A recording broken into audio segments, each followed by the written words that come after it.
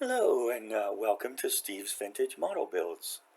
And thanks for everyone who's joining me, all my subscribers, up to 521 now. Thank you very much. I appreciate everyone's support. And new and returning visitors, again, thanks for taking the time to stop by. I hope you'll enjoy what you see here. Okay, so yeah, I'm in the living room today. It's kind of gloomy, so rather than hiding in the hobby room, I'm out here. Okay, so yeah, so I was at the hobby shop today because I had ordered this over the weekend. The Atlantis JN-4D Curtis Jenny. And it's 1/48 scale. Includes 2 pilot figures and a ground crewman with a dolly. 2 clear windshields. They're just tiny little things, but yeah, they're there. Decals for 2 versions. Detailed cockpit, landing gear, and engine. You can see here it's an open engine. That's a Curtis Cyclone engine, and so you know, sometimes you get a Peter Oxley reviewed a Qatari kit the other day, and a Spitfire kit, no engine. So yeah, but here we have an engine, so yay. And Matt was laughing at this box top artwork suitable for framing. You see that? Box top artwork suitable for framing. And he was looking at it. I said, dude, this is tooled in 1955. 1955. And of course, you know, they were marketed mostly for kids. Adults back then, usually when they built model kits, they built balsa wood kits. I know my dad did that, but you know, by the time I came around, balsa wood was actually getting pretty expensive, and the plastic model kits were much more reasonable. So it made sense for that.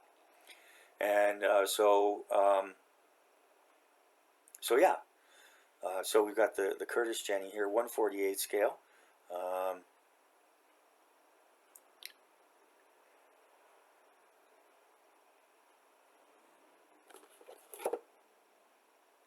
This was originally a Lindberg kit, their catalog number L534, and they've got on the side here, manufactured by Atlantis Toy and Hobby. It's got a 2022 trademark on it, and made in America. Very good. Ages 14 or up. All trademarks and brand names used on the packaging and its contents related to the Curtis Cyclone engine and our website are the property of Curtis Wright Corporation and are entirely subject to the regulations and provisions, blah, blah, blah, blah, blah. So it's actually a Wright Cyclone engine, but it became a Curtis Cyclone engine when Curtis merged with Wright. And yes, that is the Wright brothers. Made in the USA, nice flag. On the side here, we've got details, 7 inches long, 11-inch wingspan, 62 parts, molded in color. We'll see what color it is. Water slide decals. And there's a little bit of a write-up here. There's also a larger write-up inside. And then on the back, we've got additional Atlantis kits. And Atlantis is doing a great job reboxing some old kits. I've got quite a few of them. The Nike Missile was one. And there've been a couple of others. They're not the fanciest kits out there, but they're good little kits, and they're fun to build, and they usually go together nicely. I've had my eye on this particular one. This is the stand model of the the Wright Cyclone engine. It was one of the first radial aircraft engines.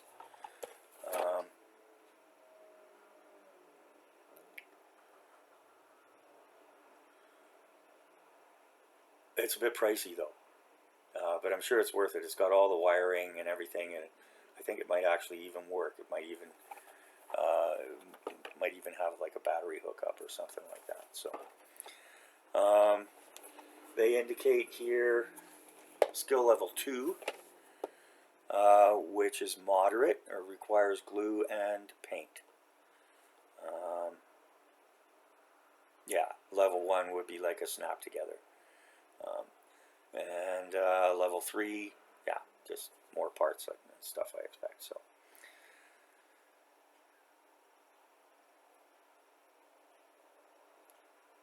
okay, so and yeah, this came direct from the hobby shop, so it's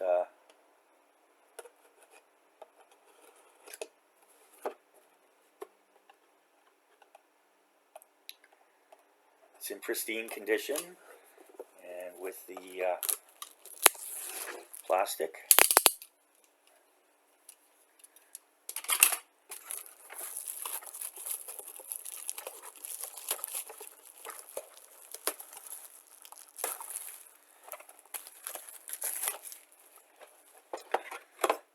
Oh, and the kit costs $33.59, including tax.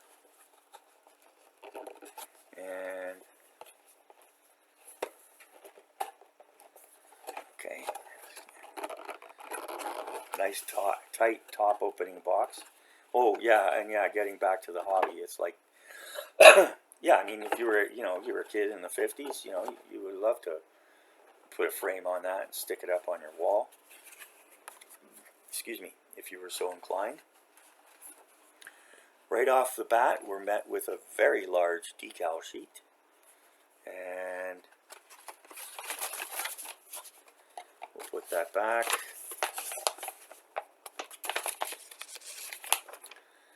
And we get booklet style instructions, color here, color on for the painting scheme, which is very nice, and the usual read this before. And yeah, the Curtis Jenny JN-4D, and the Jenny was the JN was combined the best features of the Model J, which had been designed for the U.S. Army Air Service. It was also used by the Royal Flying Corps, and they did a Model N that was a trainer, and both for the U.S. Army and Navy. And so, they put best of both worlds and called it the JN. So of course, Jenny was going to be his nickname. And by far, the JN1s and JN2s, there was only a limited number of those, and was designed by an Englishman, Benjamin Douglas Thomas, who had previously worked with the Sopwith Aviation Company. So basically, it went into service about 1915, and a lot were manufactured. I'm going to read what they put on the note here. So yeah, so it served in the First World War, and things moved so quickly back then. They were pretty much obsolete by the end of the war, but there were thousands of surplus Jennies that were sold at bargain prices to private owners in the years after the war. They were basically Army surplus, and they were sold for a song, just kind of fly it away or take it away. It became central to the barnstorming era. That helped employ a lot of ex-World War I pilots and daredevils, and awakened the United States public to civil aviation through the 1920s. The Curtis JN-4 is possibly North America's most famous World War I aircraft. It was widely used during World War I to train beginner pilots, with an estimated 95% of all trainees having flown a JN-4. Obviously the U.S. version was called Jenny. It was a twin-seat, student in front, dual-control biplane. Its tractor propeller and maneuverability made it ideal for initial pilot training. It had 90 horsepower Curtiss OX5 V8 engine, which gave it a top speed of 75 miles per hour, and which, believe it or not, back then was pretty respectable, and a service ceiling of 6,500 feet. It would be cold up there.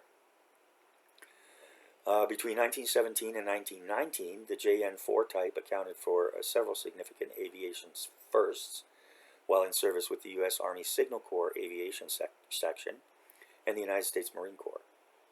This included flying the first U.S. airmail in May 1918, and in a series of tests conducted at the U.S. Army's Langley Field in Hampton, Virginia, in July and August 1917, the world's first plane-to-plane and ground-to-plane and vice versa communications by radio telephony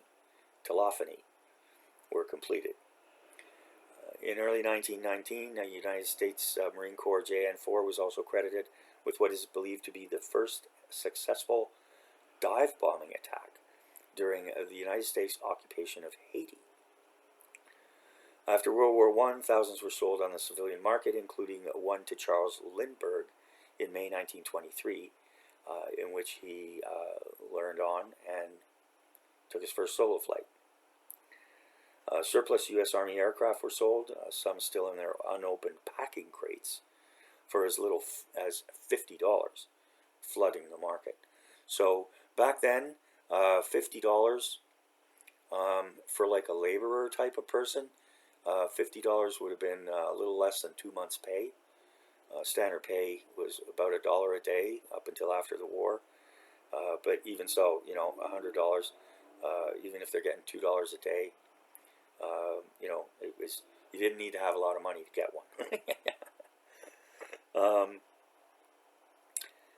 With private and commercial flying in North America unhampered by regulations concerning their use, pilots found the Jenny's stability and slow speed made it ideal for stunt flying and aerobatic displays in the barnstorming era.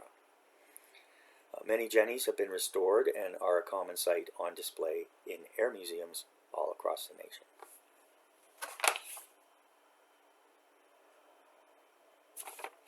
So that's a nice little write-up. And again, decals aren't fancy, but there are for 2 different sets. And as we can see here, this is not a big kit.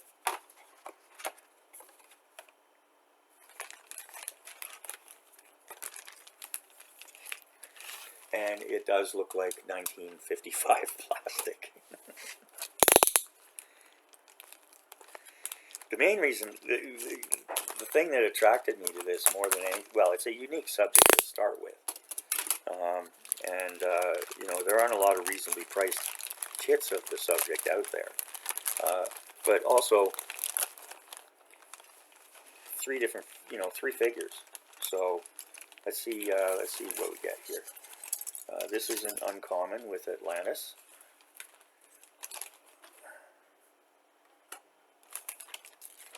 And so we have our, actually these are quite nicely molded, our little windscreens. Can you see that? So I'm going to put those in the box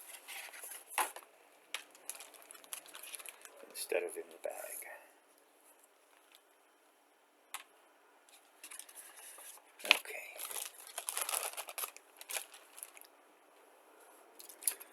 So obviously this won't take very long, and we are seeing some flash here on the figures,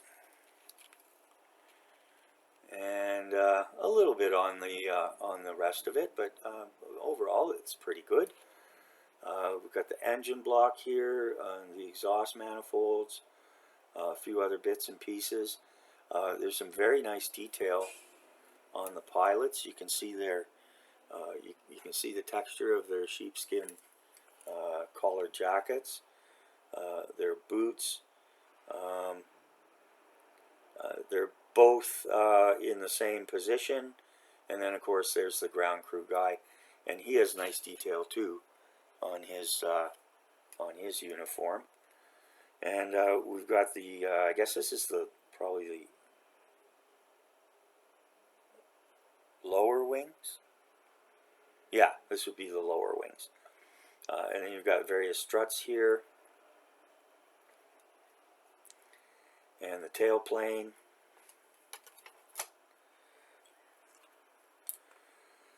This looks like it might be the cockpit base. One of the engine, or the engine cowling, I guess.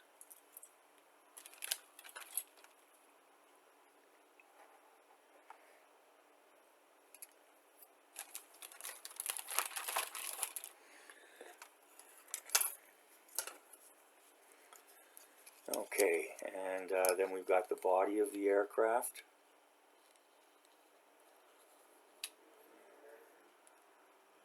Looks like it's going to fit together fine. Not a lot of detail. We've got some, you know, the radiator plates there, or the vents.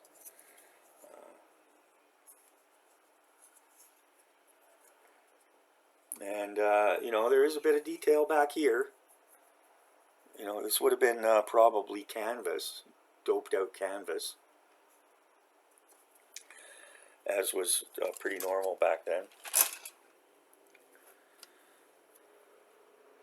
They were basically made of wood and fabric. So we've got the wheels here have some decent detail. You can see the spokes.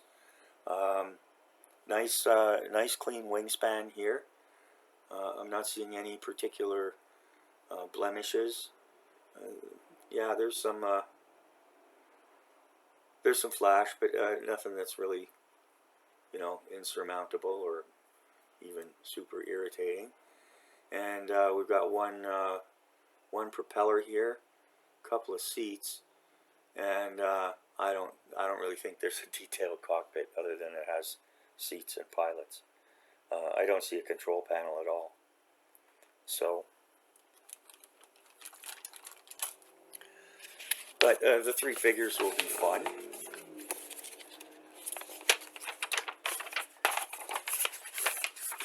Well, we can just open it out. And as with most model kits, we start with come on now.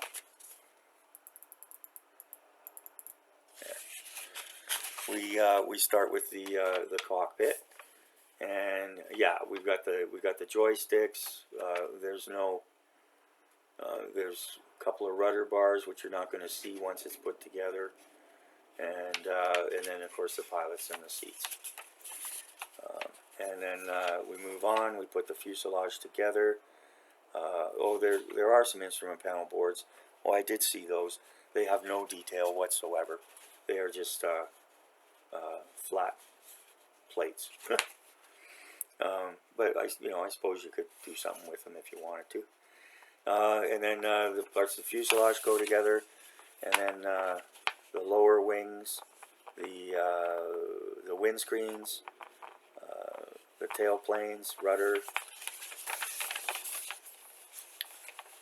and then there's the upper wing assembly with all the struts, the engine assembly. We've got the final wing details and putting the engine in.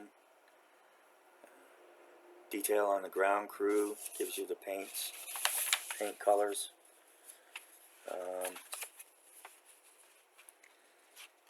And yeah, there's an axle shaft, so it looks like the wheels will turn, which is kind of nice. And then we've got the rear skid. There's the little dolly. I think the dolly was hooked up to the tail, and then that was used to swing it around.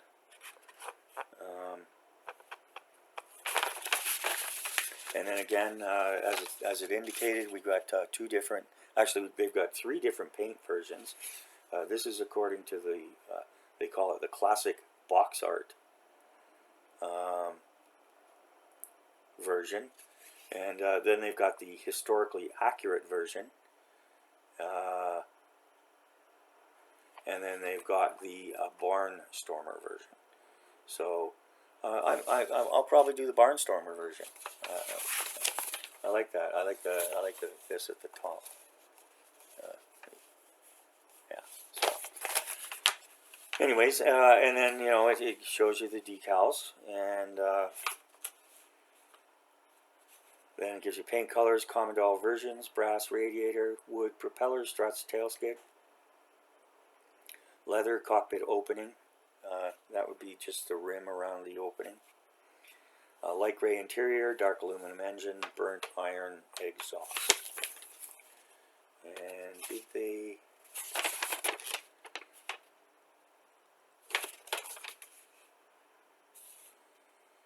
somewhere, I'm not sure where.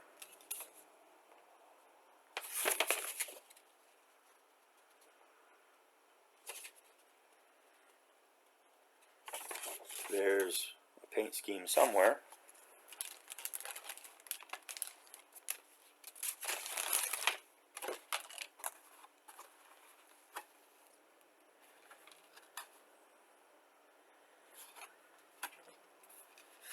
Well,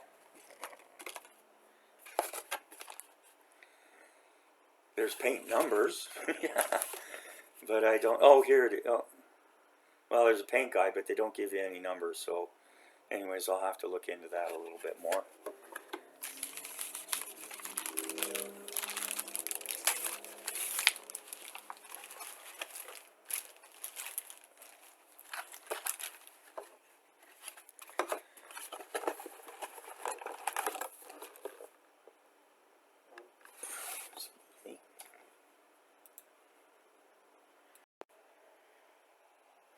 Okay, so time to rate the kit. And I use a 12-point system, 10 standard points, up to 2 points for packaging, up to 2 points for the sprues, up to 3 points for the parts, and up to 3 points for the instructions. In addition to that, each of those categories can get a quarter bonus point for any wow factors, and I also allow up to 1 full bonus point for what I call value. And then is, how much entertainment are you going to get out of it? $35 kit, you get 4 or 5 hours out of it. It's pretty reasonable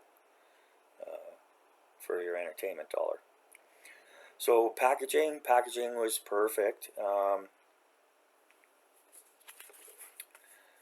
and the box top artwork suitable for framing. So yeah, I mean, what do you call it? Shrink wrap sealed, box in perfect condition.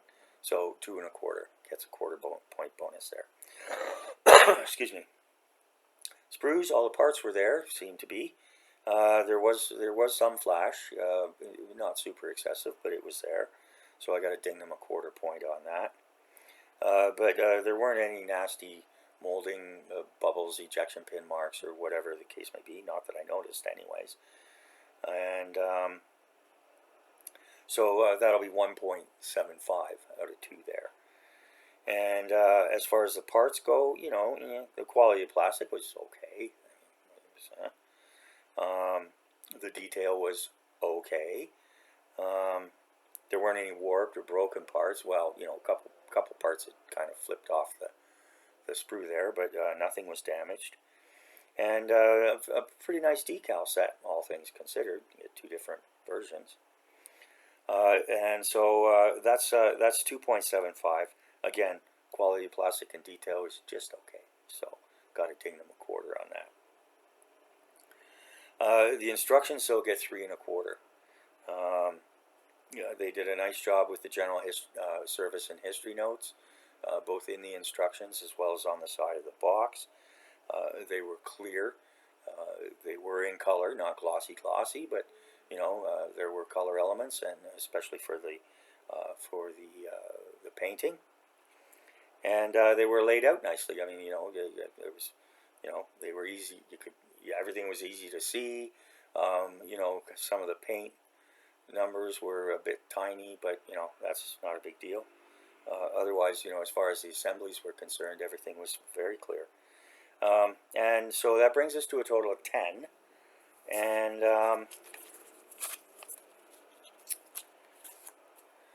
I'm not gonna give it any bonus for value. It was fair price for what you get, as far as I'm concerned anyways. In particular, the three figures. You know, you can spend a couple, 3 hours just on them, if not more. And they are nicely detailed, so you know, it's worth actually doing them. And of course, truth be told, you really only have to do half because you're not going to see underneath. But if you want to, you can. So yeah, so all in all, a nice kit. Like I said, nothing fancy, but a very interesting subject, and I think it'll be a fun build that's you know, not too complicated. So that's it.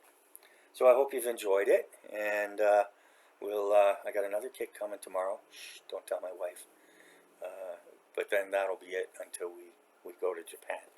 I intend to pick up 1 or 2 kits while I'm at the Tamiya head office. They'll either be cheap or super expensive. I don't know. We'll have to see. In any case, so yeah, so that's it. So thanks for stopping by. Appreciate everybody's time. Thanks again to all my subscribers and other supporters. You know, the encouragement I get, although possibly quite unwarranted, is appreciated very much. So thanks again, and we'll be seeing you soon with another review. Bye now.